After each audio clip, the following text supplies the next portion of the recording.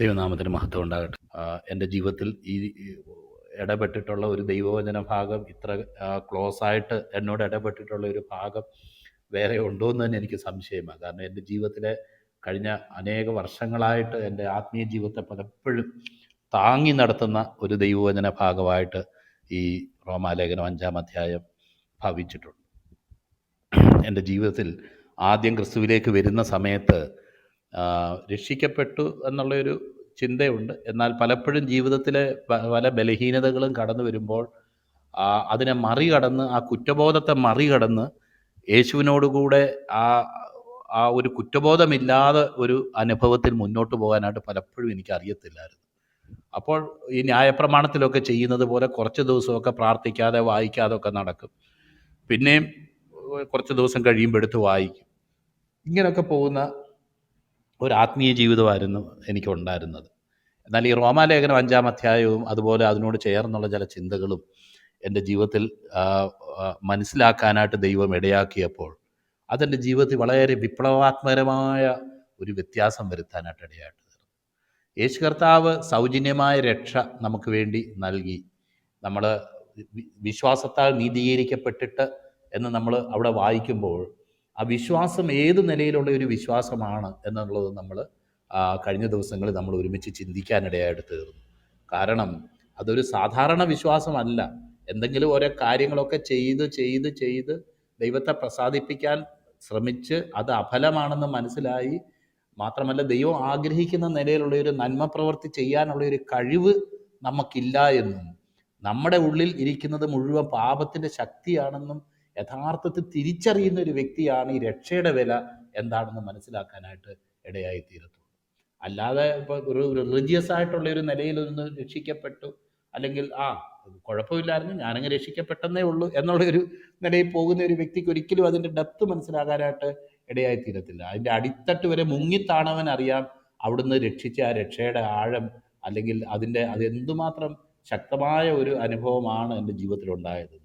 അപ്പോൾ ദൈവസന്നിധിയിൽ സകല വായും അടഞ്ഞ് സകല നാവും എല്ലാവരും ശിക്ഷായോഗ്യമായി തീരേണ്ടത് അത്രേ എന്ന് റോമാലേഖനം 3-ാം അധ്യായത്തിൽ നമ്മൾ വായിച്ചതിന് ശേഷം തുടർന്ന് നമ്മൾ വായിക്കുകയാണ്, അവൻ്റെ രക്തമൂലം പ്രായശ്ചിത്തമാകുവാൻ ദൈവം അവനെ പരസ്യമായി നിർത്തിയിരിക്കുന്നു എന്ന് നമ്മൾ വായിച്ചതിന് ശേഷം 5-ാം അധ്യായത്തിൽ വരുമ്പം കാണുക, വിശ്വാസത്താൽ നീതീകരിക്കപ്പെട്ടിട്ട് ഒരു നിലയിൽ ന്യായീകരിക്കാനോ ദൈവസന്നിധിയോട് അടുക്കാനോ അടുപ്പിക്കാനോ ഒരു സാധ്യതയുമില്ലാത്ത ഒരു വ്യക്തിയെ ദൈവം ഏകപക്ഷീയമായിട്ട് ഇന്നു മുതൽ ഞാൻ ഇവനെ നീതിമാനായിട്ട് പ്രഖ്യാപിക്കുന്നു എന്ന് ദൈവം പ്രഖ്യാപിക്കുക. ശത്രുവായിരുന്ന, ഞാൻ ഈ സമാധാനം എന്നുള്ള നേരത്തെ പറഞ്ഞ വാക്കിൻ്റെ എതിർപദം എന്താണെന്ന് ഞാൻ നോക്കിയിട്ടുണ്ട്. എതിർപദം എന്ന് പറയുമ്പം അത് അവസാനം ചെന്നെത്തിയത് നമ്മളെ ലിയോ ടോൾസ്റ്റോയ് എഴുതിയ വാർ ആൻഡ് പീസ് എന്ന് പറയുന്ന പുസ്തകത്തിലാണ്. അപ്പോൾ പീസ് എന്ന് പറയുന്ന വാക്കിൻ്റെ എതിർപദം തന്നെ യുദ്ധം എന്നാണ്. അപ്പോൾ ഇപ്പോൾ എനിക്ക് ദൈവത്തോട് സമാധാനമുണ്ട് എന്ന് പറഞ്ഞേക്കുന്നതിൻ്റെ നേരെ വിപരീതമായിട്ട് നമ്മൾ ചിന്തിച്ചാൽ, ദൈവത്തോട് സമാധാനം ഉണ്ടാകുന്നതിന് മുന്നേ എനിക്ക് ദൈവത്തോടുള്ള ബന്ധം ഒരു യുദ്ധസമാനമായിട്ടുള്ള ഒരു ബന്ധമായിരുന്നു. ദൈവത്തിൻ്റെ വചനം ഇതര ഭാഗങ്ങളിലും അത് നമ്മളോട് വ്യക്തമാക്കുന്നുണ്ട്. നമ്മൾ ദൈവത്തോട് മനസ്സുകൊണ്ട് അകന്നവരും ശത്രുക്കളുമായിരുന്ന നമ്മെ എന്ന് എഫേസ്യർ എഴുതുന്ന ലേഖനത്തിൽ നമ്മൾ വായിക്കും. മനസ്സുകൊണ്ട് അകന്നവരും ശത്രുക്കളുമായിരുന്ന നമ്മെ, അതിക്രമങ്ങളും പാപങ്ങളും മരിച്ചവരായിരുന്നു നമ്മെ എന്നൊക്കെ അനേക ദൈവവചന ഭാഗങ്ങൾ നമ്മുടെ യേശുവിനെ അറിയുന്നതിന് മുമ്പുള്ള നമ്മുടെ അവസ്ഥയെക്കുറിച്ച് വെളിപ്പെടുത്തുന്നതായിട്ടുണ്ട്. അപ്പോൾ ഞാൻ പറഞ്ഞുകൊണ്ട് വരുന്ന കാര്യം, ദൈവസന്നിധിയിൽ ദൈവത്തോട് ശത്രുവായിരുന്ന, ദൈവത്തെ വെറുത്തിരുന്ന, ദൈവത്തെ പ്രസാദിപ്പിക്കാൻ കഴിവില്ലാത്ത, ഒരു നിലയിലും യാതൊരു നിലയിലും ഒരു സ്കോപ്പുമില്ലായിരുന്ന എന്നെ യേശുക്രിസ്തു എനിക്ക് പകരമായിട്ട് തീർന്നത് കൊണ്ട്, എനിക്ക് അവൻ പ്രായശ്ചിത്തമായിട്ട് തീർന്നത് കൊണ്ട്, അവൻ യേശുക്രിസ്തു കാൽവരി ക്രൂശിൽ എനിക്ക് വേണ്ടി മരിച്ചു എന്ന് ഞാൻ വിശ്വസിച്ചപ്പോൾ ഞാൻ അനുഭവിക്കേണ്ട ശിക്ഷ എൻ്റെ സ്ഥാനത്ത് യേശുക്രിസ്തു അനുഭവിച്ചത് കൊണ്ട് ഞാൻ അത് ദൈവസന്നിധിയിൽ ഏറ്റുപറഞ്ഞ നിമിഷം എന്നെ എൻ്റെ ദൈവം നീതീകരിക്കാനായിട്ട് ഇടയായി തീർന്നു. കാരണം ഞാൻ അനുഭവിക്കുന്ന ശിക്ഷ എൻ്റെ സ്ഥാനത്ത് യേശുക്രിസ്തു അനുഭവിച്ചതുകൊണ്ട്, അത് വളരെ സ്പെസിഫൈ ചെയ്യാനായിട്ട് ഞാൻ അനുഭവിക്കുന്ന ശിക്ഷ എൻ്റെ സ്ഥാനത്ത് യേശുക്രിസ്തു അനുഭവിച്ചതുകൊണ്ട് ഞാൻ ഇനി ദൈവസന്നിധിയിൽ കുറ്റക്കാരനായിട്ട് നിൽക്കേണ്ട ആവശ്യമില്ല. എന്നാൽ പ്രായോഗിക തലത്തിൽ ഇന്നും ആ പഴയ പാപത്തിൻ്റെ അവസ്ഥയിലും ആ വീണ അവസ്ഥയിലും ഒക്കെയാണ് ഞാൻ ഉള്ളത്. എങ്കിലും ഒരു നിമിഷം ദൈവം എന്നെ നീതിമാനായിട്ട് പ്രഖ്യാപിക്കുക ചെയ്യുന്നു. വേറെ അർത്ഥത്തിൽ പറഞ്ഞാൽ, ഇതിനു മുമ്പ് ഞാൻ ദൈവസന്നിധിയിൽ നീതീകരിക്കപ്പെടുന്നതിന് മുമ്പ് ഞാൻ ജീവിച്ചിരുന്നപ്പോൾ, ദൈവത്തെ പ്രസാദിപ്പിക്കാൻ ഞാൻ ആഗ്രഹിച്ചപ്പോൾ എനിക്കുണ്ടായിരുന്ന ഏറ്റവും വലിയ വിലങ്ങുതടി എന്ന് പറയുന്നത്, ഇപ്പൊ പഴയ നിയമത്തിലെ കാര്യങ്ങൾ നമ്മൾ ചിന്തിച്ചാൽ അവിടെ നമ്മൾ കാണുന്ന കാര്യം, ഒരു വ്യക്തി എന്തെങ്കിലും പാപമോ അല്ലെങ്കിൽ അതുപോലുള്ള ലംഘനങ്ങൾ അവന്റെ ജീവിതത്തിൽ ഉണ്ടാകുമ്പോൾ, പഴയ നിയമം അനുസരിച്ച് അവൻ പോയി ഒരു യാഗം കഴിച്ച് അവൻ ദൈവത്തോട് നിരപ്പ് പ്രാപിക്കുന്നു.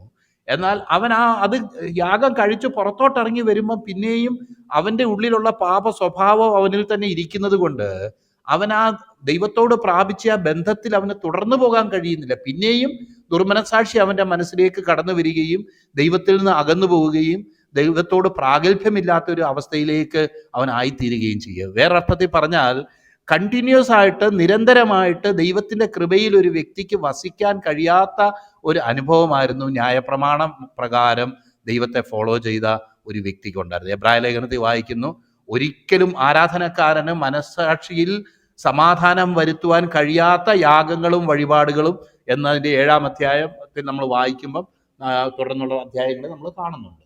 അപ്പോൾ അതിൻ്റെ കാരണം പാപ സ്വഭാവം എന്നിൽ നിന്ന് മാറാത്തത് കൊണ്ട് ഈ പാപ സ്വഭാവം പിന്നെയും അതിൻ്റെ പ്രവൃത്തി ചെയ്യുമ്പോൾ ചില ഒരു നൈമിഷികമായിട്ട് എൻ്റെ പാപങ്ങളൊക്കെ പരിഹരിക്കപ്പെട്ടു, ക്ഷമിക്കപ്പെട്ടു എന്നുള്ള, അല്ലെങ്കിൽ അത് മറയ്ക്കപ്പെട്ടു എന്നുള്ള ഒരു സമാധാനം എൻ്റെ മനസ്സിൽ വരുന്നെങ്കിലും തുടർന്ന് ആ ദൈവകൃപയിൽ തുടരാനായിട്ട് കഴിയാത്ത ഒരു അനുഭവമാണ് ഉണ്ടായിക്കൊണ്ട്. എന്നാൽ യേശു കർത്താവ് എനിക്ക് വേണ്ടി കാൽവരി ക്രൂശിൽ മരിക്കുകയും തൻ്റെ ജീവൻ എനിക്ക് വേണ്ടി നൽകുകയും ഞാൻ അങ്ങോട്ട് ആവശ്യപ്പെടാതെ തന്നെ, ഞാൻ പാപിയായിരുന്നപ്പോൾ എനിക്ക് വേണ്ടി കർത്താവ് മരിച്ചത് കൊണ്ട്, അല്ലെങ്കിൽ വേറൊരർത്ഥത്തിൽ പറഞ്ഞാൽ കർത്താവ് ഞാനും കൂടെ ഒരു സന്ധി ചെയ്തതല്ല, ഒരു കരാറുണ്ടാക്കിയതല്ല, അവൻ എന്നോട് ഏകപക്ഷീയമായിട്ടൊരു നിയമം ചെയ്തു എന്ന ദൈവത്തിന്റെ വചനത്തിൽ വായിക്കും. അവൻ എന്നോട് ഏകപക്ഷീയമായിട്ട് ഒരു നിയമം, ശത്രുവായിരുന്ന എന്നെ തൻ്റെ പുത്രന്റെ രക്തം എനിക്ക് വേണ്ടി ചൊരിയുകയും അതിൽ ഞാൻ വിശ്വസിക്കുകയും ചെയ്തപ്പോൾ കർത്താവ് എൻ്റെ ശത്രുത്വത്തെ മാറ്റി, അല്ലെങ്കിൽ എന്നോടുള്ള ആ ദൈവത്തിൻ്റെ ബന്ധം ദൈവം ഏകപക്ഷീയമായി മാറ്റി, ദൈവം ഒരു സുപ്രഭാതത്തിൽ അല്ലെങ്കിൽ ഒരു നിമിഷം എന്നോട് പ്രഖ്യാപിക്കുകയാണ്, നീ ഇനി മുതൽ ശത്രുവല്ല, നീ ഇനി മുതൽ വൈരിയല്ല, നീ എന്നോട് യുദ്ധം ചെയ്യുന്നവനല്ല, നീ എൻ്റെ മകനാണ്, നീ എൻ്റെ ഏറ്റവും അടുത്ത വ്യക്തിയാണ്, നീ എൻ്റെ പുത്രനായ യേശുവിനെ പോലെ വിശുദ്ധനായിട്ട് ഞാൻ നിന്നെ കാണുകയും അംഗീകരിക്കുകയും ചെയ്യുന്നു, നീ എൻ്റെ മകനാണ്, എനിക്ക് നിന്നോടുള്ള ബന്ധം മാറി. അതാണ് ഈ വിശ്വാസത്താൽ നടന്ന നീതീകരണത്തിന്റെ അനുഭവം.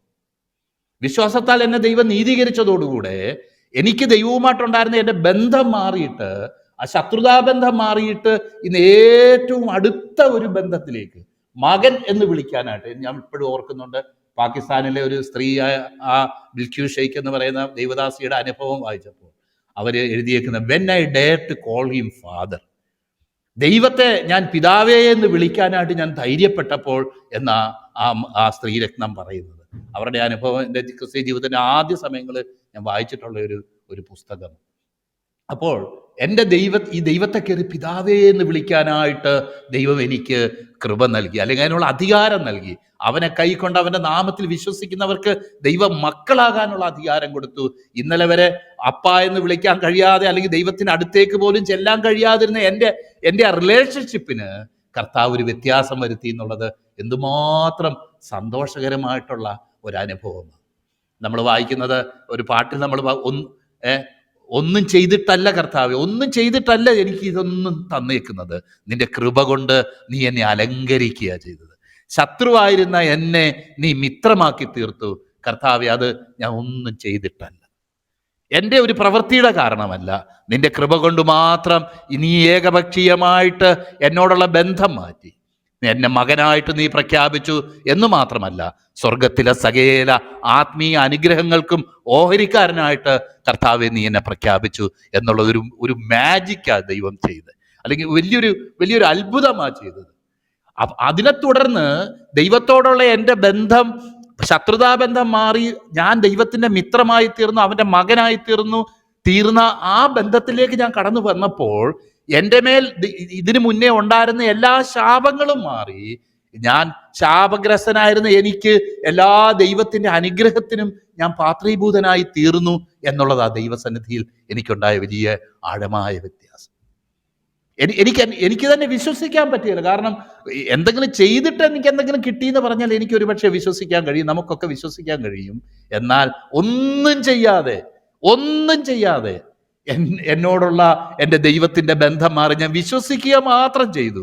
എനിക്ക് പകരമായി ആ കാൽവരിയിൽ പിടഞ്ഞു മരിച്ച യേശു എനിക്ക് പകരമാണ് പിടഞ്ഞു മരിച്ചതെന്ന് ഞാൻ വിശ്വസിച്ചപ്പോൾ എന്നെ ദൈവം നീതീകരിച്ചു. ഇത്രനാളും നരകത്തിന് അവകാശിയായിരുന്ന എന്നെ ദൈവം നീതീകരിക്കുകയും സ്വർഗത്തിൽ ക്രിസ്തുവിനോടുകൂടെ സ്വർഗസ്ഥലങ്ങളിൽ ഇരിക്കുന്ന ഒരനുഭവത്തിലേക്ക് കർത്താവ് എന്നെ മാറ്റി എന്നുള്ളത്, ഇതിനെക്കുറിച്ച് എത്ര വാചാലമായിട്ട് പറഞ്ഞാലും തീരത്തില്ല.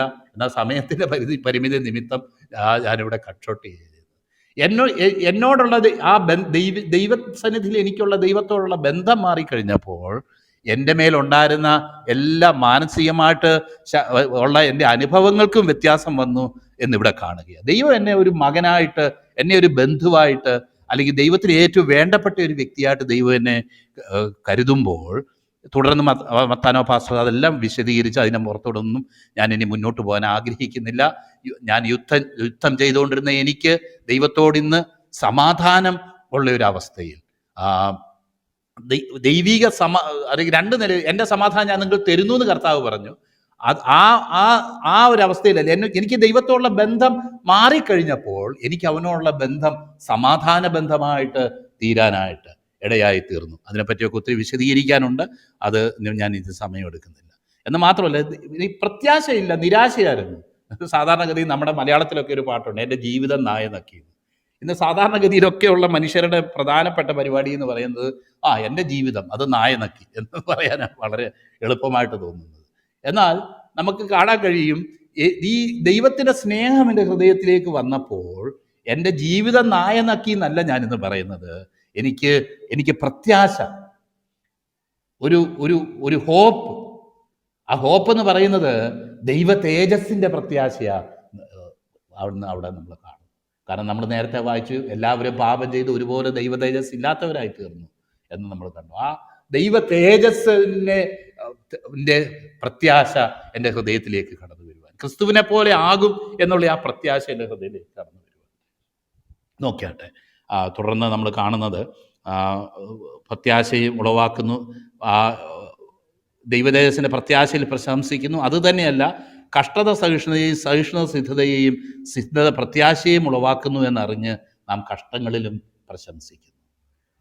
ലോകത്തിൽ നേരത്തെ പറഞ്ഞതുപോലെ ചെറിയൊരു നിരാശ വന്നപ്പോൾ തന്നെ വരുമ്പം തന്നെ നമ്മൾ പറയുന്ന വാക്കുകൾ എത്ര കഠോരമായ വാക്കുകളാണ് നമ്മൾ പറയുന്നത്.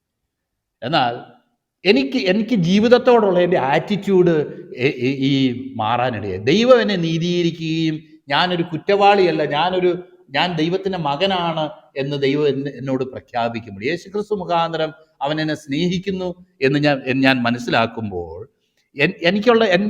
എനിക്ക് മൊത്തത്തിലുള്ള ജീവിതത്തോടുള്ള എൻ്റെ ആറ്റിറ്റ്യൂഡ് തന്നെ മാറി. അത് തന്നെയല്ല, കഷ്ടത സഹിഷ്ണുതയെയും സഹിഷ്ണുത പ്രത്യാശയെയും സിദ്ധത പ്രത്യാശയും ഉളവാക്കുന്നു എന്നറിഞ്ഞ് നാം കഷ്ടങ്ങളിലും പ്രശംസിക്കുന്നു. പ്രത്യാശയ്ക്കോ ഭംഗം വരുന്നില്ല എന്ന് കാണും. നമുക്കറിയാം, പല പ്രത്യാശയ്ക്കും ഭംഗം വരും. രാവിലെ എഴുന്നേറ്റ് പോകുന്നു. ഇപ്പം ഞാൻ ഇന്ന് ഒരു ഓഫീസിൽ പോകാൻ ആഗ്രഹിച്ചാൽ അവിടെ ചെല്ലുമ്പോഴത്തേക്ക്, അല്ലെങ്കിൽ വേറെ എന്തെങ്കിലും കാര്യം, ഇന്ന് ആ സെക്ഷനിൽ ആൾ വന്നില്ല, നേരെ തിരിച്ചു വരിക. ഒരു ടാക്സ് അടയ്ക്കാൻ പോയാൽ അതിനെന്തെങ്കിലും ഒരു തടസ്സം, അല്ലെങ്കിൽ വേറെ എന്തെങ്കിലും കാര്യങ്ങൾ നമുക്കറിയാം. ഇത് സിമ്പിൾ കാര്യമാണ് പറയുക. അതുപോലെ തന്നെ ജീവിതത്തിലെ പ്രധാനപ്പെട്ട എന്തെല്ലാം കാര്യങ്ങൾക്ക് പല സംഭവങ്ങൾ നിമിത്തം തടസ്സം വരുന്നു. എന്നാൽ കഷ്ടങ്ങൾ നിമിത്തം ഭംഗം വരുന്ന ഒരു പ്രത്യാശയല്ല നമുക്ക് നൽകപ്പെട്ടിരിക്കുന്നത്. കാരണം നിത്യമായ അഭൗമമായ ഒരു പ്രത്യാശ നമ്മുടെ ഹൃദയത്തിലേക്ക് വന്നിരിക്കുന്നു. ഈ പ്രത്യാശ വന്നതുകൊണ്ടാണ് കഷ്ടങ്ങളെ ഇങ്ങനെ കാണാനായിട്ട് കഴിയുന്നത്. കാരണം മരണം കൊണ്ടെല്ലാം അവസാനിച്ചു, മരണത്തിനപ്പുറം ഇനി ഒന്നുമില്ല, ഞാനൊരു പിടി ചാരമായിട്ട് അല്ലെങ്കിൽ ഒരു പിടി മണ്ണായിട്ട് തീരും എന്ന് മനുഷ്യൻ വിചാരിക്കുമ്പോൾ, ഈ മരണത്തിന് ശേഷം ചില കാര്യങ്ങളുണ്ട് എന്ന് മനസ്സിലാക്കാനും, ഒരു നിത്യതയുണ്ട് എന്ന് മനസ്സിലാക്കാനും, എൻ്റെ ജീവിതത്തോട് അല്ലെങ്കിൽ ജീവിതത്തെക്കുറിച്ച് ചിന്തിക്കുന്നതിനോടുകൂടെ ഒരു വലിയൊരു ഡയമെൻഷൻ ചേർക്കപ്പെട്ടിരിക്കുകയാണ്. ഈ മരണത്തിന് ശേഷം മനുഷ്യന് നിലനിൽക്കുന്ന അല്ലെങ്കിൽ ഒരു പ്രത്യാശയുണ്ട് എന്ന് മനസ്സിലാക്കുകയും അതുകൊണ്ട് തന്നെയാണ് ഈ കഷ്ടങ്ങളിൽ പ്രശംസിക്കാനായിട്ട് കഴിയുന്നത്. ആ പ്രത്യാശ ഇല്ലെങ്കിൽ നമുക്കൊരിക്കലും പ്രശംസിക്കാൻ കഴിയത്തില്ല. കാരണം ഈ ജീവിതത്തിൽ പരമാവധി നേടാൻ കഴിയാത്തതൊക്കെ നഷ്ടമാണ്. ഈ ജീവിതം കൊണ്ട് പരമാവധി തിന്നുക, കുടിക്കുക, ആനന്ദിക്കുക, അതിനപ്പുറത്തേക്കൊന്നും ഇല്ല എന്ന് നമ്മൾ ചിന്തിച്ചു പോകുന്ന ഒരു ജീവിതമാണ് നമ്മൾ തരിച്ചു പോകും. എന്നാൽ ഈ ജീവിതത്തിന് വലിയൊരു ആഴമേറിയ പുതിയ ഡയമെൻഷൻ, നിത്യത എന്ന് പറയുന്ന ഒരു ഡയമെൻഷനും കൂടെ വന്നതോടുകൂടെ എൻ്റെ മൊത്തം ആറ്റിറ്റ്യൂഡ് ജീവിതത്തോടത് മാറാനും, മരണഭയം ജീവിതത്തിൽ നിന്ന് മാറിപ്പോകാനും, ദൈവത്തെ പ്രത്യാശയോടെ അല്ലെങ്കിൽ സ്നേഹിക്കാനും, ഈ ദൈവം നമ്മുടെ ജീവിതത്തിൻ്റെ കൊണ്ട് അർത്ഥമാക്കുന്നത് എന്താണെന്ന് മനസ്സിലാക്കാനും തക്കവണ്ണം കർത്താവ് നമുക്ക് ഇടയാക്കി തീർന്നു. തുടർന്ന് നമ്മൾ കാണുന്നത് ഓരോ കാര്യങ്ങളും ഞാൻ ഇനിയും പറയാനായിട്ട് ആഗ്രഹിക്കുകയല്ല. മത്തായി പാസ്റ്റർ ഓൾറെഡി പറഞ്ഞു കഴിഞ്ഞു. ദൈവത്തിൻ്റെ സ്നേഹം നമുക്ക് നൽകപ്പെട്ട പരിശുദ്ധാത്മാവാണ് നമ്മുടെ ഹൃദയങ്ങളിൽ പകരം. 6 അനുഗ്രഹങ്ങളെക്കുറിച്ച് ദൈവത്തിൻ്റെ ദാസൻ പറഞ്ഞല്ലോ, അതുതന്നെയാണ് എനിക്കും പറയാനായിട്ടുള്ളത്. ഇവിടുന്ന് 1-2 കാര്യങ്ങളും കൂടെ ഞാൻ പ്രത്യേകമായിട്ട് ഹൈലൈറ്റ് ചെയ്യാനായിട്ട് ഞാൻ ആഗ്രഹിക്കുന്നത് എന്തെന്ന് വെച്ച് കഴിഞ്ഞാൽ, ഒന്ന്, പലപ്പോഴും ഇങ്ങനെയൊക്കെയാണ് കാര്യങ്ങളെങ്കിലും നമ്മുടെ ആത്മീയ ജീവിതത്തിൽ പലപ്പോഴും ഞാൻ ആദ്യം പ്രസ്താവിച്ചതുപോലെ ഈ കൃപയിൽ തുടർന്നു പോകാനായിട്ട് നമുക്ക് സാധിക്കുന്നില്ല. പഴയ നിയമത്തിലെ ഒരു അനുഭവം അതുതന്നെയായിരുന്നു. അവർക്ക് തൽക്കാലത്തേക്കൊരു മനസാക്ഷിയിൽ സമാധാനം ചില നിമിഷങ്ങളിലേക്ക് ഉണ്ടാകുമെങ്കിലും ആ സമാധാനം തുടർന്നു പോകാനായിട്ട് ഒരിക്കലും ഇടയായിത്തീരുന്നില്ല.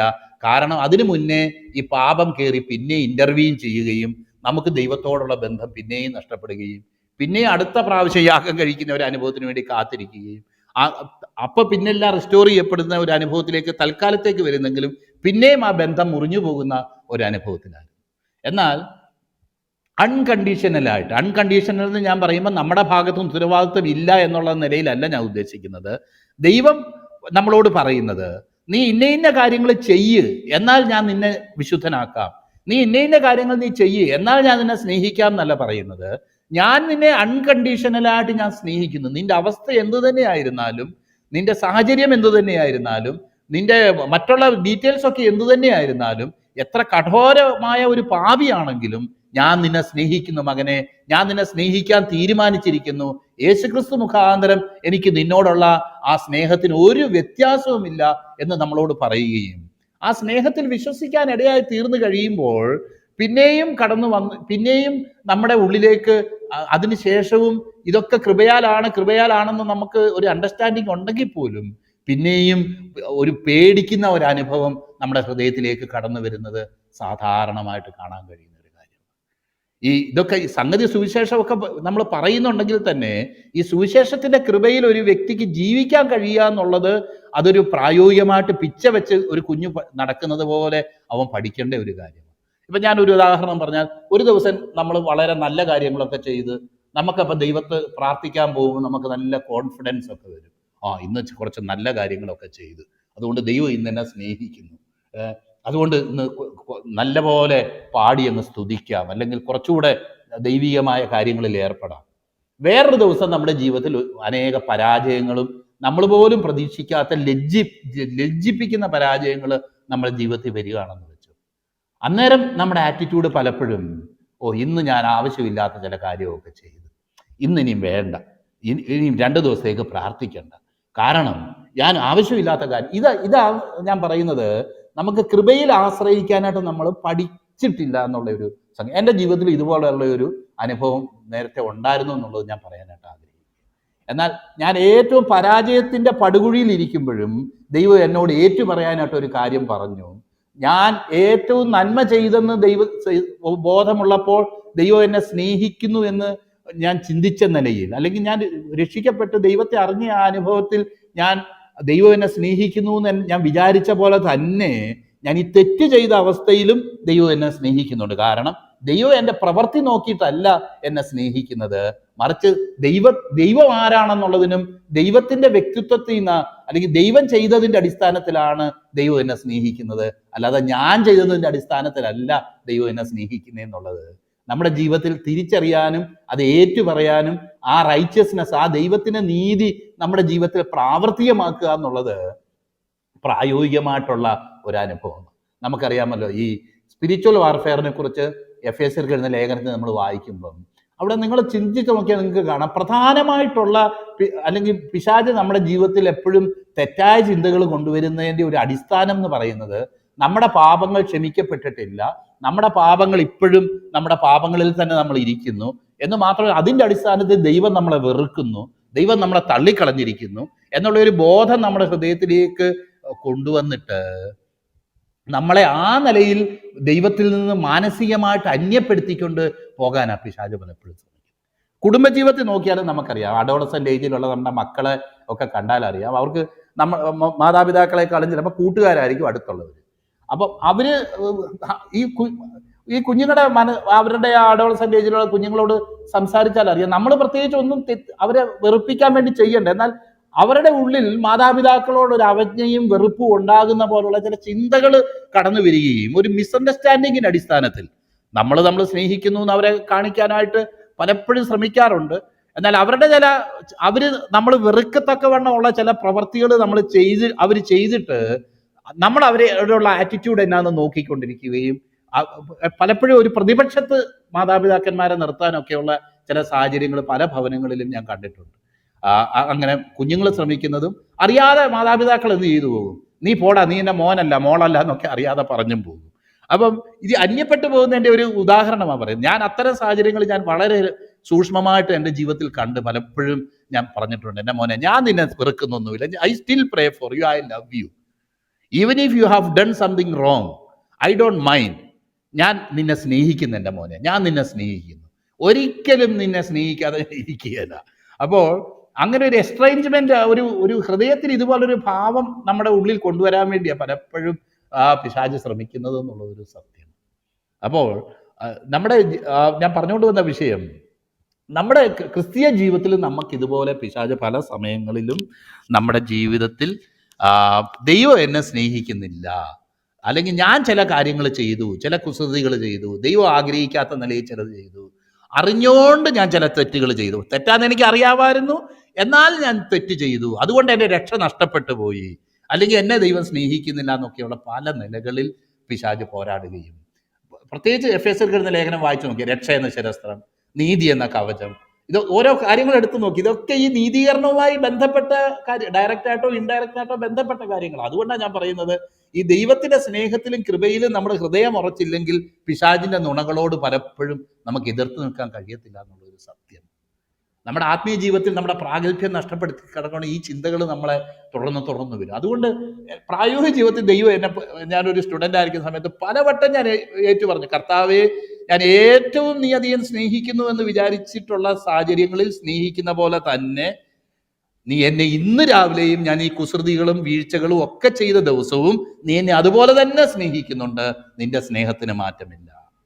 പലപ്പോഴും പ്രാർത്ഥിക്കാനും ആരാധിക്കാനും വായിക്കാനും ഒക്കെ ഇരിക്കുമ്പോഴാണ് ശത്രു ഇതുപോലുള്ള ചിന്തകൾ കൊണ്ടുവരുന്നത്. എന്നാൽ ഈ യേശുക്രിസ്തുവിന്റെ നീതിയിൽ ആശ്രയിച്ച് നീതീകരിക്കപ്പെട്ട ഒരു വ്യക്തിക്ക് അവന്റെ ജീവിതത്തിൽ ഈ നീതിയിൽ ആശ്രയിച്ച് എപ്പോഴും പറയാനായിട്ട് കഴിയും, എൻ്റെ ദൈവമേ, എൻ്റെ ജീവിതത്തിൻ്റെയോ പ്രവൃത്തിയുടെയോ അടിസ്ഥാനത്തിലല്ല, നീ അല്ലാതെ തന്നെ നീ കാൽവരിയിൽ നിവർത്തിച്ച നിന്റെ നീതി നിമിത്തം നീ എന്നെ സ്നേഹിക്കുന്നു എന്ന് ആത്മാർത്ഥമായിട്ട് ഒരു വ്യക്തിക്ക് പറയാനാണ്. അങ്ങനെയാണ് ഈ കൃപയിൽ നിൽക്കുന്നത്. കാരണം ഇതിനു മുന്നേ പാപം ചെയ്യുമ്പോൾ ദൈവത്തോടുള്ള ബന്ധം എനിക്ക് നഷ്ടപ്പെട്ടു പോകുന്നൊരു നിലയിലാണെങ്കിൽ എൻ്റെ ജീവിതത്തിൽ സംഭവിക്കുന്ന സംഭവങ്ങൾക്ക് അല്ലെങ്കിൽ irrespective of what is happening in my life, എൻ്റെ ജീവിതത്തിൽ സംഭവിക്കുന്ന സംഭവങ്ങളെ ആശ്രയിച്ചിട്ടല്ല ദൈവത്തോടുള്ള എൻ്റെ ബന്ധം ഇന്ന് നിൽക്കുന്നത്.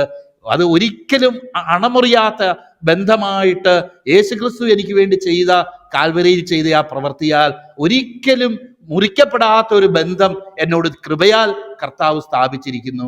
ഞാനിപ്പം വേറൊരർത്ഥത്തിൽ പറയുക, ഇപ്പം ഒരാൾ പനി പിടിച്ച് കിടക്കുന്നു, അല്ലെങ്കിൽ ഒരു വയറിളക്കമോ അസുഖമോ പിടിച്ച് കിടക്കുന്നു, ബ്രദറെ പോകുന്നില്ലേ, വേണ്ട ഡോക്ടറെ കാണട്ടെ, അത് ബ്രദറെ എൻ്റെ ഈ അസുഖം ഒന്നും മാറട്ടെ, എന്നിട്ട് നമ്മുടെ നല്ലൊരു ഡോക്ടറുണ്ട്, ആ പുള്ളിയെ പോയി കാണണം എന്ന് പറഞ്ഞാൽ അതിന് എന്ത് ലോജിക്കാവുള്ളത്? നമ്മളൊന്ന് ചിന്തിച്ചു നോക്കും.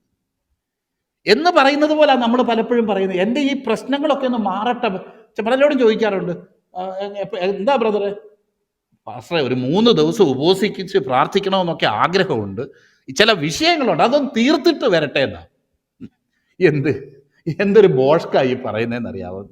ഇത് തീർക്കാൻ വേണ്ടിയാ കർത്താവ് ഇരിക്കുന്നത്. നമ്മളെ വിശുദ്ധരാക്കി മാറ്റാൻ വേണ്ടിയാ കർത്താവ് നമ്മളെ വിളിക്കുന്നത്. നമ്മൾ തന്നെ വിശുദ്ധരായിട്ട് അങ്ങോട്ട് പോകാൻ കഴിയുമെങ്കിൽ പിന്നെ കർത്താവിന്റെ ആവശ്യം വല്ലതും ഉണ്ടോ? പിന്നെ ദൈവത്തിൽ ആശ്രയിക്കുന്ന എന്തിനാ? പരിശുദ്ധാത്മാവ് നമുക്ക് നൽകപ്പെടുന്നത് തികവും ശ്രേഷ്ഠതയുമുള്ള വ്യക്തികൾക്കല്ല അത് കൊടുക്കുന്നത്. അത് പാപികൾക്ക്, മാനസാന്തരപ്പെട്ട പാപികൾക്ക് കൊടുക്കുന്ന ഒരു ഗിഫ്റ്റാണ്. അവരെ വിശുദ്ധരാക്കി തീർക്കാൻ വേണ്ടിയാണ് ദൈവം ഇത് കൊടുക്കുന്നത്.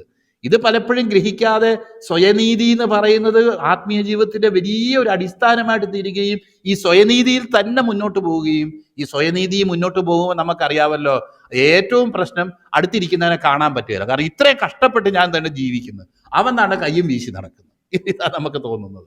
ഞാൻ ഈ ഉപദേശം പറയുമ്പോൾ തന്നെ ഇതൊരു ഭയങ്കര മോശപ്പെട്ട ഉപദേശം പാസ്റ്റർ, ഇങ്ങനെയാണെങ്കിൽ എല്ലാവരും കുത്തഴിഞ്ഞ് നടക്കുന്ന ഉപദേശം അല്ല ഈ പറയുന്നത്. ദൈവത്തിന്റെ സ്നേഹം നമ്മളെ രൂപാന്തരപ്പെടുത്തുന്ന രീതിയെക്കുറിച്ചാണ് ഈ പറയുന്നത്. അല്ലാതെ നാളെ തൊട്ട് എല്ലാവരും കൃപയാന്ന് പറഞ്ഞ് പാപം ചെയ്ത് നടക്കണം എന്നല്ല ഈ പറയുന്നതിന്റെ അർത്ഥം. അത് നമ്മൾ തുടർന്നുള്ള അധ്യായത്തിൽ തുടർന്ന് 12-ാം വാക്യം മുതൽ തുടർന്ന് നമ്മൾ കാര്യങ്ങൾ വായിക്കുന്നുണ്ട്. കാരണം അവനോടുകൂടെ അവന്റെ മരണത്തിൽ പങ്കാളികളായ നാം ഇനി അതിൽ ജീവിക്കുന്നത് എങ്ങനെയെന്ന് തന്നെ വചനം ചോദിക്കുന്നത്. എന്നാൽ ആദ്യം നമ്മൾ മനസ്സിലാക്കേണ്ടത് ഈ കൃപ എങ്ങനെ നമ്മളെ രൂപാന്തരപ്പെടുത്തുന്നു എന്നുള്ളതാണ് നമ്മൾ മനസ്സിലാക്കേണ്ടത്. അല്ലാതെ നമ്മുടെ കുറെ റെസ്ട്രിക്ഷൻസും, ചില ആൾക്കാർക്കൊരു വിചാരമുണ്ട് രക്ഷിക്കപ്പെടുന്നത് മാത്രം കൃപയാണ്, പിന്നെ എൻ്റെ പ്രവൃത്തി കൊണ്ട് അങ്ങ് ജീവിക്കണം എന്ന്. കൊളോസ്യർക്ക് എഴുതുന്ന ലേഖനത്തിൽ വായിക്കുന്നു, അവനെ കൈക്കൊണ്ടതുപോലെ അവൻ്റെ കൂട്ടായ്മയിൽ അവനോട് ചേർന്നും കൂട്ടായ്മയിൽ നടപ്പിൻ എന്നാ വായിക്കുന്നത്. അതിൻ്റെ 1-ാം അധ്യായം 2-ാം അധ്യായത്തിന്റെ ആദ്യ ഭാഗത്തെങ്ങാണ്ട് വായിക്കുന്ന വാക്യം. അപ്പം എങ്ങനെയാ അവനോ സ്വീകരിച്ചത്? കൃപയാൽ അവനെ സ്വീകരിച്ചത്. കൃപയാലാണ് സ്വീകരിച്ചതെങ്കിൽ കൃപയിൽ തന്നെ ജീവിക്കണം. മാത്രമല്ല പിന്നെ എൻ്റെ പെർഫോമൻസ് അല്ല ഇതിന്റെ ബേസ്. ഞാൻ കൃപയാൽ രക്ഷിക്കപ്പെട്ടെങ്കിൽ, സെരുബ്ബാബേലേ നിന്റെ കൈ ആലയത്തിന് അടിസ്ഥാനമിട്ടെങ്കിൽ നീ കൃപ എന്ന് പറയുന്ന ആർപ്പോട് കൂടി ഇതിന് ആണിക്കല്ലും കയറ്റും. അവസാനം വരെ കൃപയാ വചനത്തിൽ വായിക്കുന്നത്. ഇതിൽ വിശ്വാസം ഹേതുവായും വിശ്വാസത്തിനായിക്കൊണ്ടും ദൈവത്തിന്റെ നീതി വെളിപ്പെടുന്നു. അപ്പൊ വിശ്വാസത്തിൽ നിന്നും കൃപയിൽ നിന്നും അന്യപ്പെട്ട ഒരു കാര്യമല്ല ക്രിസ്തീയ ജീവിതം. തുടക്കം മാത്രം കൃപയിൽ, ബാക്കിയെല്ലാം നമ്മുടെ പ്രവൃത്തിയിൽ നല്ല പറയുന്നത്. ഈ കൃപയിൽ ജീവിക്കാനായിട്ട് പഠിക്കുക എന്നുള്ളത് വലിയൊരു ദൈവസന്നിധിയിൽ നമുക്ക് ദൈവത്തിന്റെ ആത്മാവ് തരുന്ന ഒരു അഭ്യസനമാണ്. അതാണ് ഞാൻ പറയാനായിട്ട് ആഗ്രഹിക്കുന്നതായിട്ടുള്ള ഒരു വിഷയം. രണ്ടാമത് നമ്മളിവിടെ മനസ്സിലാക്കേണ്ട ഒരു കാര്യം, നമ്മുടെ രക്ഷയെന്ന് പറയുന്നത് ഒരു തുമ്മിയാത്തെറിക്കുന്ന മൂക്ക് പോലെ എപ്പോഴും നഷ്ടപ്പെടാനായിട്ട് ഇരിക്കുന്ന ഒരു സംഭവം അല്ല എന്നുള്ളത് ദൈവത്തിന്റെ മക്കൾ എപ്പോഴും മനസ്സിലാക്കണം. നമ്മൾ ബലഹീനരാന്ന് അറിഞ്ഞുകൊണ്ടാണ് ഈ കർത്താവ് നമ്മളെ വിളിച്ചത് എന്ന് മാത്രമല്ല, ആ വിളിച്ച സമയത്ത് നമ്മളെ ഇന്ന പാപം ഒന്നും ചെയ്യരുതെന്ന് ഇതിൻ്റെ ഉള്ളിൽ എഴുതി ഒപ്പിട്ടേന്നും പറഞ്ഞ് ആരും ബോണ്ട് പേപ്പറിൽ എഴുതിച്ച് ഒപ്പിട്ടിട്ടല്ല നമ്മൾ ഈ ദൈവകൃപയിലേക്ക് വന്നത്. നാം പൊടിയെന്ന് അവൻ ഓർക്കുന്നു, നമ്മുടെ ഉള്ളിലിരിക്കുന്ന സ്വഭാവം നമ്മൾ അറിയുന്നതിനേക്കാൾ ഭീകരമാണെന്നും അതെത്ര മോശപ്പെട്ടവനാണെന്നും, മനുഷ്യന്റെ ഹൃദയം എല്ലാറ്റിനേക്കാളും കപടവും വിഷമവും നിറഞ്ഞത് അത് ആരാഞ്ഞറിയുന്നവൻ ആരെന്ന് വചനത്തിൽ പറഞ്ഞ ആ കർത്താവ് നമ്മളെ വിളിച്ചിട്ട് പറയുന്നത്, മോനെ എൻ്റെ സ്നേഹം കൊണ്ടും എൻ്റെ കൃപ കൊണ്ടും നിന്നെ രൂപാന്തരപ്പെടുത്താൻ കഴിയും എന്ന് നമ്മളോട് പറയുന്നത്. അതുകൊണ്ട് ദൈവത്തിന്റെ മുന്നിൽ നമ്മുടെ സ്വഭാവ സർട്ടിഫിക്കറ്റ് ഒന്നും കൊടുക്കണ്ട. കാരണം നമ്മുടെ യഥാർത്ഥ അവസ്ഥ എന്താന്നുള്ളത് കർത്താവിന് നന്നായിട്ട് അറിയാം. എന്നിട്ടാണ് നമ്മൾ ഈ 6 മുതലുള്ള വാക്യങ്ങളിൽ വായിക്കുന്നത്. അവിടെ നമുക്ക് അഷ്വർ ചെയ്യുക, രക്ഷിക്കപ്പെട്ടാൽ മാത്രം പോരെ ദൈവത്തിന്റെ മക്കള്, രക്ഷയുടെ ഉറപ്പിലേക്ക് വരേണ്ടത് വളരെ ആവശ്യമാണ്. രക്ഷയുടെ ഉറപ്പെന്ന് പറഞ്ഞാൽ എന്താ? രക്ഷയുടെ ഉറപ്പെന്ന് പറഞ്ഞാൽ ഈ കൃപയാൽ രക്ഷിക്കപ്പെട്ട എന്നെ എൻ്റെ ജീവിതത്തിലെ ബലഹീനതകൾ കൊണ്ട് എൻ്റെ ദൈവം ഇനി തള്ളിക്കളയുന്നില്ല. ഞാൻ എൻ്റെ കർത്താവെ എന്നെ സഹായിക്കണമേ, എന്നെ രക്ഷിക്കണമേ, ഈ പാപത്തെ ജയിക്കാൻ, ഈ പാപത്തിന്റെ സാഹചര്യങ്ങളെ ജയിക്കാൻ എന്നെ സഹായിക്കണമേ എന്ന് ദൈവസന്നിധി നമ്മൾ ആവശ്യപ്പെടുന്ന പക്ഷം നമ്മളെ അതുപോലൊരു ജയകരമായ അനുഭവത്തിൽ നടത്താൻ ദൈവം വിശ്വസ്തനാണ്. എന്നാൽ എല്ലാം കൂടെ ഒറ്റയൊരു ദിവസം ഒരുപക്ഷെ ആയിരിക്കുകയല്ല. നമ്മൾ അങ്ങനെ ഒരു നിലയിൽ സ്വപ്നം കാണേണ്ട ആവശ്യം, ഒറ്റൊരു ദിവസം കൊണ്ട് ഞാൻ എല്ലാം പെർഫെക്റ്റ് ആയി തീർന്നു, നമ്മള് വിശുദ്ധനായി തീർന്നു. പൗലോസ് പോലും പറയുന്നത്, അവനാൽ പിടിക്കപ്പെട്ടിരിക്കുന്നു എന്നുള്ളത് കൊണ്ട് ഞാനും അത് പിടിക്കാമോ എന്ന് വെച്ച് പിന്തുടരുന്നതേ ഉള്ളൂ. നമ്മളിൽ തികഞ്ഞവരൊക്കെ അങ്ങനെ തന്നെ ചിന്തിച്ചു കൊള്ളട്ടെ. അപ്പോൾ ദൈവം നമ്മൾ ആരാണെന്ന് നമ്മൾ അറിയുന്നതിനേക്കാളും നന്നായിട്ട് അറിയുന്ന ഒരു ദൈവമാണ് നമ്മളെ വിളിച്ചേക്കുന്നത്. അവനാണ് നമ്മളോട് പറയുന്നത്, യേശുക്രിസ്തുവിന്റെ സ്വരൂപത്തോട് അനുരൂപരാകുവാൻ വേണ്ടിയാ നമ്മളെ കർത്താവ് വിളിച്ചേക്കുന്നത്. അത് നിന്റെ സ്വന്തം ശക്തിയോട് കഴിയത്തില്ല, നമ്മുടെ സ്വന്തം ശക്തിയിൽ നിന്ന് ദൈവകൃപയിലേക്ക് അത് ഒരു ട്രാൻസിഷന്റെ ഒരു സമയത്ത് പല പല പല പ്രായോഗികമായ വീഴ്ചകളും മിസ്അണ്ടർസ്റ്റാൻഡിങ്സും ഒക്കെ നമ്മുടെ ജീവിതത്തിൽ ഉണ്ടാകും. എന്നാൽ ഈ കൃപയിൽ ആശ്രയിക്കുക എന്നുള്ളത് ഒരു ദൈവ പൈതല് പഠിച്ചിരിക്കേണ്ട ഒരു കാര്യമാണ്. കാരണം കരയെ നടക്കുന്ന ഒരുത്തൻ നീന്താൻ പഠിക്കുമ്പോൾ എങ്ങനെയാ നീന്തലെന്ന് പഠിക്കുന്ന പോലെ ഈ കൃപയിലേക്ക് വന്നിട്ട് അവൻ ഈ കൃപയിൽ മുന്നോട്ട് പോകാനായിട്ട് പഠിക്കുന്നത്. ചിലപ്പോൾ ഇച്ചിരി വെള്ളമൊക്കെ കുടിക്കും, ചിലപ്പോൾ ഇച്ചിരി മുങ്ങിപ്പോകുന്ന പോലൊക്കെ തോന്നും. എന്നാൽ ദൈവം നമ്മളെ കരങ്ങളിൽ താങ്ങാനായിട്ട് കർത്താവ് വിശ്വസ്തനായ ഒരു കർത്താവ്. അതുകൊണ്ട് എന്തെങ്കിലും നമ്മുടെ പ്രതീക്ഷയ്ക്ക് വിപരീതമായിട്ട് നമ്മുടെ ജീവിതത്തിലെ കുറവുകൾ കൊണ്ടും നമ്മുടെ സമർപ്പണക്കുറവും കാഴ്ചപ്പാടില്ലായ്മയും നമ്മുടെ ക്രിസ്തീയ ജീവിതത്തിന്റെ വളർച്ചയില്ലായ്മയും കൊണ്ട് നമ്മുടെ ജീവിതത്തിൽ പല കുറവുകളും വീഴ്ചകളും സംഭവിക്കാം. എന്ന് വെച്ചിട്ട് അതൊരിക്കലും നമ്മുടെ ക്രിസ്തീയ ജീവിതത്തിന്റെ അവസാനമാണ് എന്ന് ചിന്തിക്കരുത്. പലവട്ടം ഞാൻ വീണാലും പല കുറവുകൾ എൻ്റെ ജീവിതത്തിൽ ഉണ്ടായാലും നമ്മൾ ഈ യേശുവിനെ പോലെ ആകാൻ ആഗ്രഹിക്കുന്ന ഒരു ഭാവം നമ്മുടെ ഹൃദയത്തിൽ ദൈവത്തിന്റെ പരിശുദ്ധാത്മാവ് പകർന്നിരിക്കുന്നത് കൊണ്ട് നീതിമാൻ അനർത്ഥങ്ങൾ അസംഖ്യമാകുന്നു, എന്നാൽ യഹോവ എല്ലാറ്റിൽ നിന്നും അവനെ വിടുവിക്കുന്നു എന്ന് ദൈവത്തിന്റെ വചനത്തിൽ വായിക്കുന്നത് പോലെ. ഞാൻ സെന്റ് അഗസ്റ്റിനാണോ അതുപോലുള്ള ഏതോ ദൈവഭക്തനാണോ എന്ന് എനിക്കറിയത്തില്ല, അവസാനം ചോദിച്ചെന്നാ പറയുന്നത്, കർത്താവെ എത്ര വട്ടം ഞാൻ നിന്നോട് വന്ന് ഏറ്റു പറഞ്ഞു കർത്താവ് എന്നെപ്പോലെ ഒരു പാപിയോട് ക്ഷമിക്കാൻ നിനക്ക് നാണമില്ലേ എന്ന് ചോദിച്ചെന്ന് ഞാൻ കേട്ടിട്ടുണ്ട്. സത്യമാണോ എന്ന് എനിക്കറിയില്ല, വായിച്ചിട്ടുള്ള ദൈവഭക്തന്മാർക്കറിയാം. കാരണം എത്ര വട്ടമാ കർത്താവെ ഞാൻ വന്ന് നിന്നോട് ഇനിയും ചെയ്യത്തില്ല കർത്താവെ എന്ന് പറയുന്നത്.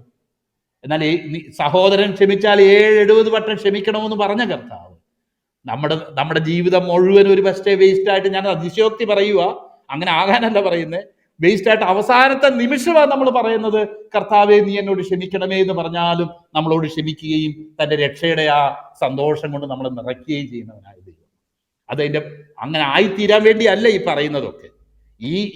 ഈ നിലയിൽ ഈ ആഴത്തിൽ ദൈവത്തിന്റെ സ്നേഹത്തെ മനസ്സിലാക്കിയ ഒരു വ്യക്തിക്ക് ഒരിക്കലും തിന്മയിലും പാപത്തിലും ജീവിക്കാൻ കഴിയത്തില്ല എന്നുള്ളത് വേറെ കാര്യം.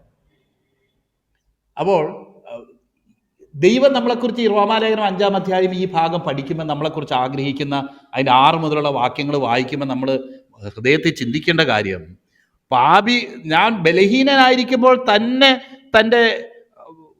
തന്നെ ക്രിസ്തു തക്ക സമയത്ത് അഭക്തർക്ക് വേണ്ടി മരിച്ചു.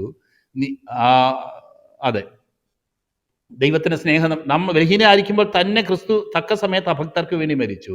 നീതിമാനു വേണ്ടി ആരെങ്കിലും മരിക്കുന്നത് ദുർലഭം, ഗുണവാനു വേണ്ടി പക്ഷെ മരിപ്പാൻ തുനിയുമായിരിക്കും. ക്രിസ്തുവോ നാം പാപികളായിരിക്കുമ്പോൾ തന്നെ നമുക്ക് വേണ്ടി മരിക്കാൻ ദൈവം തനിക്ക് നമ്മോടുള്ള സ്നേഹത്തെ പ്രദർശിപ്പിക്കുന്നു. പാപികളായിരിക്കുമ്പോൾ തന്നെ നമുക്ക് വേണ്ടി മരിക്കുക, എത്ര അനുഗ്രഹിക്കപ്പെട്ട ഒരു വാക്യമാണ്. അതിന് ഞാൻ മുന്നോട്ട് പോവുകയാണ്. അവന്റെ രക്തത്താൽ നീതീകരിക്കപ്പെട്ട ശേഷമോ നാം അവനാൽ എത്രയധികമായി രക്ഷിക്കപ്പെടും. അപ്പൊ അവന്റെ രക്തം മതിയായിരുന്നു എന്നെ അവനോട് നീതീകരിക്കപ്പെടാൻ വേണ്ടി. എന്നാൽ അവൻ തന്നെ മൊത്തമായിട്ട് എനിക്ക് വേണ്ടി ജീവിക്കുന്നു എന്നൊരു നിലയിൽ അതിനെ ചിന്തിക്കാൻ കഴിയും. അങ്ങനെയൊന്നും ചിന്തിക്കുന്ന അർത്ഥം ആ ഒരു നിലയിലില്ല. കർത്താവ് തന്നെ മുഴുവനായിട്ടും ജീവിക്കുന്ന നമ്മളോട് കൺവേ ചെയ്യാൻ ആഗ്രഹിക്കുന്ന അർത്ഥം എന്താന്ന് വെച്ച് കഴിഞ്ഞാൽ, പാപിയായിരുന്നപ്പോൾ തന്നെ നമ്മൾ ചെളിയിലും തിന്മയിലായിരുന്ന ചേറ്റിലല്ലയോ കിടന്നത് ഓർത്ത് നോക്കിയാൽ എന്ന് പറയുമ്പോൾ, ചെളിയിൽ കിടന്ന് നമ്മളെ കോരിയെടുത്ത ഈ സ്നേഹവാനായ ദൈവം നാളെ നമ്മുടെ ജീവിതത്തിൽ എന്തെങ്കിലും ഒരു വീഴ്ചയോ കുറവോ അറിയാതെ വന്നെന്ന് വെച്ചിട്ട് നമ്മളെ തള്ളിക്കളയുന്ന ഒരു ദൈവമല്ല. ഇനിയിപ്പോൾ അറിഞ്ഞുകൊണ്ട് തന്നെ വന്നെന്നിരിക്കട്ടെ, എന്നാൽ പോലും നമ്മളെ തള്ളിക്കളയുന്ന ദൈവമല്ല. നമ്മുടെ നേച്ചർ എന്താന്ന് കർത്താവിന് അറിയാം. അതുകൊണ്ട് അറിഞ്ഞുകൊണ്ട് പോയി ചെയ്യാനല്ല ഞാൻ പറയുന്നതിൻ്റെ അർത്ഥം. ഇതുപോലെ ഒരു നിലയിലും പിശാചിനോ നമ്മുടെ ജഡത്തിനോ ഹിൻഡർ ചെയ്യാൻ കഴിയാതെ നമ്മളെ കണ്ടിന്യൂസ് ആയിട്ട് ദൈവവുമായിട്ട് ചേർത്ത് നിർത്തുന്ന ഒരു കൃപയിലാണ് നമ്മൾ കടന്നു വന്നേക്കുന്നത്. അവിടെ താഴെ വായിക്കുന്നു, മരണത്താൽ ദൈവത്തോട് നിരപ്പ് വന്നുവെങ്കിൽ എത്ര അധികമായി രക്ഷിക്കപ്പെടും. അത്രയുമല്ല ഇപ്പോൾ നിരപ്പ് ലഭിച്ച യേശുക്രിസ്തു മുഖാന്തരം ദൈവത്തിൽ പ്രശംസിക്കുകയും ചെയ്യുന്നു. അതും ഒരു കോൺട്രാസ്റ്റ് അവിടെ പറഞ്ഞേക്കുന്നത്. അത് വായിച്ചാൽ നിങ്ങൾക്ക് മനസ്സിലാവുമല്ലോ. അതിൻ്റെ അർത്ഥം ഇത്രയേ ഉള്ളൂ. അങ്ങനെ നഷ്ടപ്പെട്ടു പോകും, നമ്മുടെ ജീവിതത്തിലെ ഒരു ബലഹീനത കൊണ്ടോ കുറവ് കൊണ്ടോ നഷ്ടപ്പെട്ടു പോകുന്ന രക്ഷയിലല്ല ദൈവം നമ്മളെ ഇന്ന് നിർത്തിയേക്കുന്നത്. എന്നാൽ 2 കാര്യങ്ങൾ വ്യക്തമായിട്ട് ദൈവത്തിന്റെ വചനത്തിൽ തുടർന്നും പറഞ്ഞിട്ടുണ്ട്. ഒന്ന്, നാം പാപത്തിൽ തന്നെ തുടർന്ന് ജീവിക്കുന്നു എങ്കിൽ, റോമാലേഖനം 8-ാം അധ്യായത്തിൽ പറയുന്നു, നാം മരിക്കും നിശ്ചയം. 1 വട്ടമോ 2 വട്ടമോ അബദ്ധത്തിൽ വീഴുന്നത് പോലെയല്ല ഡെലിബറേറ്റ് ആയിട്ട് പോയി തിന്മയിൽ തന്നെ ജീവിക്കുക എന്ന് പറയുന്നത്. യഥാർത്ഥത്തിൽ ഈ ദൈവസ്നേഹം അറിഞ്ഞ് ഈ നിരപ്പിറാഴ്ച ഒരു ദൈവത്തിന്റെ പൈതലിന്റെ ഹൃദയത്തിൽ ആ ദൈവസ്നേഹത്തിന് അനുഭവം ഉണ്ടായിരിക്കും. ഒരിക്കലും അവന് പാപത്തിൽ തുടർന്ന് ജീവിക്കാൻ കഴിയുകയില്ല എന്ന് 1 യോഹന്നാന്റെ 4-5 അധ്യായത്തിൽ നമ്മൾ വായിക്കുകയാണ്. He does not continue in sin എന്നാ വായിക്കുന്നത്. അതുപോലെ തന്നെ നമുക്കറിയാമല്ലോ, കർത്താവിനെ ഏത് സ്വാതന്ത്ര്യത്തോടെ നമ്മൾ സ്വീകരിച്ചോ അതേ സ്വാതന്ത്ര്യം വെച്ച് അവന്റെ ലോഡ്ഷിപ്പിനെ തള്ളിക്കളയുന്ന ഒരനുഭവം എബ്രായ ലേഖനത്തിൽ വായിക്കുന്നുണ്ട്. അപ്പൊ ആ ഒരു നിലയിൽ കർത്താവിന്റെ കർത്തൃത്വത്തെ നിന്ദിക്കുകയും തന്നെ ശുദ്ധീകരിച്ച രക്തത്തെ മലിനവൻ നിന്നുകയും ചെയ്യുന്ന ഒരനുഭവത്തിൽ ഈ കൃപയ്ക്ക് അല്ലെങ്കിൽ നമ്മുടെ ഈ ഒരു അനുഭവം നഷ്ടപ്പെട്ടേക്കാം എന്ന് ദൈവത്തിന്റെ വചനം നമുക്ക് ഭയനിർദ്ദേശം നൽകുന്നു. ഈ 2 കാര്യങ്ങളിൽ ഒഴിച്ച് നമ്മൾ ആവുന്നത്ര പരമാവധി കർത്താവിന്റെ സന്നിധിയിൽ അവന്റെ കൃപയിൽ നിൽക്കാനായിട്ട് ആഞ്ഞും വിരുദിലേക്ക് നാം ഓടുമ്പോൾ നമ്മുടെ കാലം ഇടറി, നമ്മുടെ കാലൊന്ന് തട്ടി, അറിയാതെ ചില വീഴ്ചകൾ നമ്മുടെ ജീവിതത്തിൽ പറ്റിപ്പോയി എന്ന് വെച്ച് നമ്മളെ രജിസ്റ്ററിൽ നിന്ന് പേര് വെട്ടിക്കളയുന്ന ദൈവമല്ല. അങ്ങനെ ദൈവം നമ്മളെ ഒരിക്കലും ചെയ്യത്തില്ല. അങ്ങനെ നമ്മുടെ ജീവിതത്തിൽ ഒരിക്കലും ആയിത്തീരാൻ കർത്താവ് ഇടയാകത്തില്ല. പിന്നെയും നമ്മുടെ ആ ഗദ്ഗതവും നമ്മുടെ ആ വിഷമവും കണ്ട് നമ്മളെ പിന്നെയും ഒന്ന് കെട്ടിപ്പിടിച്ച് ഒരു ഉമ്മ തന്ന്, മോനെ നീ ഓടിക്കോ, പരമവിരുദിലേക്ക് നീ ഓടിക്കോ എന്ന് പറയുന്ന സ്നേഹവാനായ ഒരു ദൈവമാണ്. നാം പാപികളായിരുന്നപ്പോൾ തന്നെ തൻ്റെ പുത്രന്റെ രക്തത്താൽ നമുക്ക് നിരപ്പ് വരുത്തിയ കർത്താവ് നിരന്ന ശേഷം എത്രയധികമായി നാം അവനാൽ രക്ഷിക്കപ്പെടും. നാം വചനത്തിൽ വായിക്കുന്നത്, റോമലേഖനം 8-ാം അധ്യായത്തിൽ വായിക്കുന്നത്, നമ്മൾ പാപികളായ തൻ്റെ പുത്രനെ നമുക്ക് വേണ്ടി തന്നവൻ അവനോടുകൂടെ സകലവും നൽകാതിരിക്കുമോ? പാപിയായിരുന്നപ്പോൾ തന്നെ തൻ്റെ പുത്രനെ നമുക്ക് വേണ്ടി ഏൽപ്പിച്ച്, അവനെ ആദരിക്കാതെ നമുക്ക് വേണ്ടി ഏൽപ്പിച്ചു തന്നവൻ അവനോടുകൂടെ സകലവും നൽകാതിരിക്കുമോ? നീതീകരിക്കുന്നവൻ ദൈവം, കുറ്റം വിധിക്കുന്നവനാ. നമ്മളെ കർത്താവ് നീതീകരിച്ച്, യേശു ക്രിസ്തുവിൽ നീതീകരിച്ചു. അവൻ്റെ ആ മരണമുഖാന്തരം നാം പാപിയല്ല, നാം നീതിമാനാണ് എന്ന് സ്വർഗം പ്രഖ്യാപിച്ചിരിക്കുന്നത് കൊണ്ട് അതിനെ തുടർന്ന് നമ്മുടെ ജീവിതത്തിൽ ഉണ്ടാകേണ്ട എല്ലാ രൂപാന്തരങ്ങളും ഈ ദിവസങ്ങളിലുണ്ടായി ആ ക്രിസ്തു എന്ന തലയോളം വളരുവാൻ തക്കവണ്ണം ദൈവത്തിൻ്റെ പരിശുദ്ധാത്മാവ് നമ്മളെ ബലപ്പെടുത്തട്ടെ, അതിനായിട്ട് സഹായിക്കട്ടെ എന്ന് പ്രാർത്ഥിച്ചുകൊണ്ട് എൻ്റെ വാക്കുകൾ